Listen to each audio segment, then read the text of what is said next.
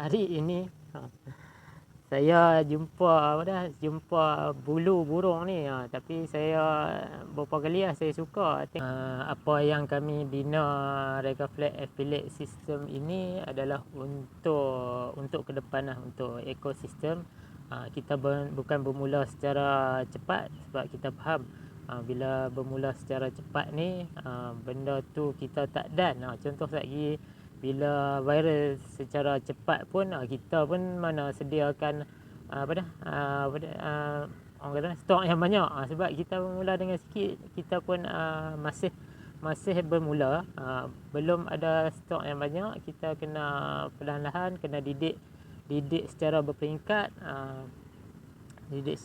supaya yang penting orang ataupun affiliate ni faham apa yang mereka buat, faham apa yang mereka jalankan perniagaan, dan faham serta ada skill. Bila ada skill ni, sekurang-kurangnya dapat membantu affiliate untuk masa depan untuk masa depan dalam dunia tanpa sepadan ni.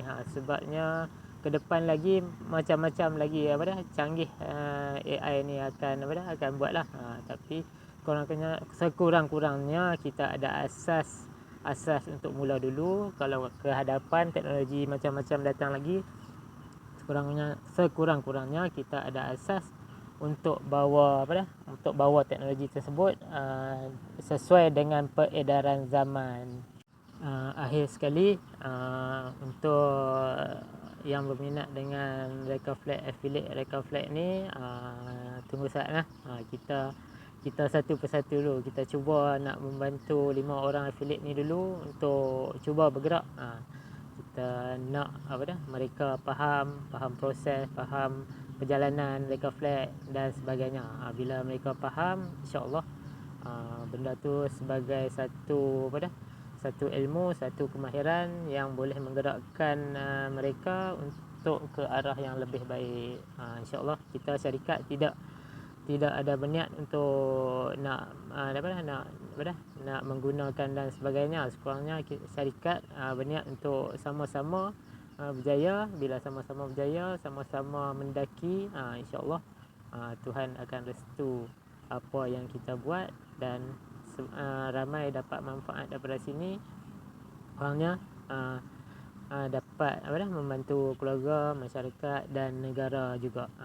Bila Rekaflex beri sedikit ilmu pengetahuan, sekurang-kurangnya kalau tak bersama dengan Rekaflex pun ke hadapan mereka boleh guna ilmu yang kami ada ni untuk syarikat lain pun tak ada masalah.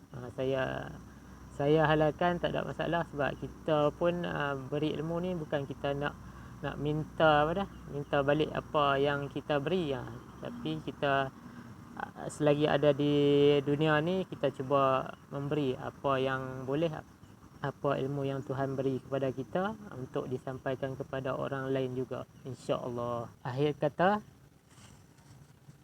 hari ini saya jumpa bulu burung ni, tapi saya beberapa kali saya suka tengok bulu burung jatuh ni.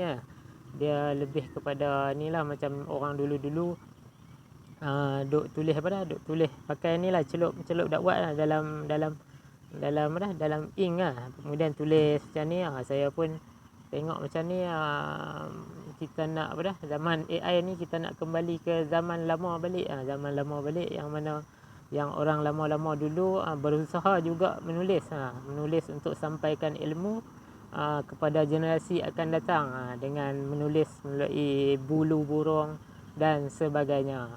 Akhir kata, jom Rekaflex kekal aktif.